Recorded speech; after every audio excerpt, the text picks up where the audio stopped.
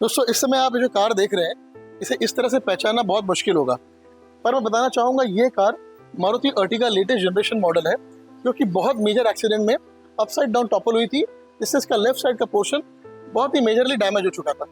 अब ऐसे में आपके दिमाग में सवाल आएगा कि क्या ये पहले की तरह मजबूत हो पाएगी रिपेयर करने के बाद में? सो मैं बताना चाहूँगा नहीं, क्योंकि एक बार फैक्ट्री के जो ओरिजिनल स्पॉट्स होते हैं, जो ओरिजिनल जो फिटिंग्स होती है, ओरिजिनल बनावट होती है, वो एक बार अगर अफेक्ट हो गई दोस्तों, सो वो आपकी किसी भी वर्कशॉप में आप काम कराएं और पहले जैसी नहीं हो पाएगी। कई सारे फैक्टर्स होते हैं। जो सबसे पहले मैं आपको बताना चाहूँगा कि वर्कशॉप में जो मैन पावर है वो कितने स्किल्ड हैं, किस तरह से इस कार पे वो काम करेंगे ताकि ये दोबारा सही से बन सके, वो किस तरह से इस कार पे वेल्डिंग करते हैं, उनके वेल्डिंग स्किल्स बहुत इंपॉर्टेंट होते हैं। साथ ही दोस्तों अगर आप देख रहे रहेंगे इस तरह यहाँ पे कई सारे हमने चाइल्ड पार्ट्स को माउंट किया है, सो ऐसे में वो कोई भी चाइल्ड पार्ट्स कट ना करे। और last but not the least, आप जो भी स्पेस यूज़ करते हैं वो सभी के सभी जेन्युइन स्पेस होने चाहिए और उन स्पेस पे किसी भी तरह की रस्टिंग ना हो।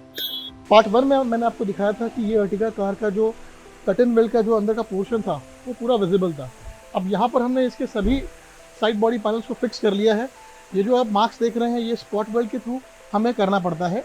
अब ये पूरी तरह से पहले जितनी मजबूत तो नहीं, पर डेफिनेटली हमने कोशिश की है बेस्ट पॉसिबल वे में इसे रिपेयर करने के लिए। तो ये सभी पार्ट्स देखिए आप, ये नए हैं और ये मारुति जेन्युइन है। आगे आप पार्ट 3 में देखेंगे कि ये बिल्कुल भी आपको पता भी नहीं चलेगा कि ये वही गाड़ी थी जैसे पार्ट 1 में आपको मैंने दिखाई थी। ये जो आप मार्क्स देख रहे हैं, ये हमने ये जो स्पॉट वेल्ड थे उसको हमने अच्छे से ग्राइंड कर लिया।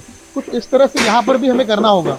अब इन मार्क्स को सही तरह से ग्राइंड करने के लिए पूरा का पूरा एक दिन जाएगा, क्योंकि हमने क्या किया है, ये जो स्पॉट वेल्ड की जो मार्क्स हैं ये हमने एक शॉर्ट डिस्टेंस से लिए हैं ताकि इसमें इसकी स्ट्रेंथ में किसी भी तरह का कॉम्प्रोमाइज़ ना हो।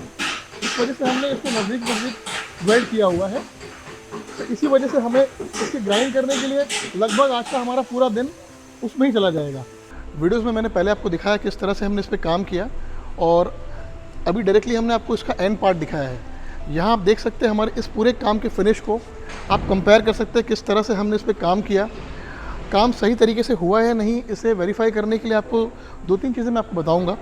जैसा कि जितने भी सारे पैनल्स हैं इनकी सभी लाइन एक दूसरे के साथ में प्रॉपरली अलाइंड है या नहीं, इस तरह से आप वेरीफाई कर सकते हैं कि काम सही तरीके से हुआ है या नहीं। साथ ही जो डोर के बीच में जो गैप्स होते हैं ये सही तरह से इवनली है कि नहीं, डोर को ऑपरेट करने में कोई दिक्कत आती है या नहीं, इस तरह से आप उसको देख सकते हैं।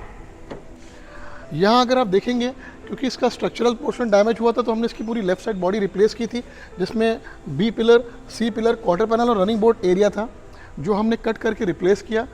पूरी फिनिश आपको यहाँ पर नज़र आती होगी वीडियो में, कहीं पर भी किसी भी तरह की कोई अनइवननेस नहीं है, कोई अनफिनिश्ड वर्क आपको नज़र नहीं आ रहा है। जो इसका ओरिजिनल कलर है मैग्मा ग्रे, उसकी फिनिश भी कितनी बढ़िया है, ये पूरा ग्लॉस काफ़ी अच्छा नज़र आ रहा है। कहीं से भी ये वेरीफाई करना बहुत डिफिकल्ट हो जाएगा कि इसका कोई पास्ट में मेजर इम्पैक्ट, मेजर एक्सीडेंट हुआ था या नहीं।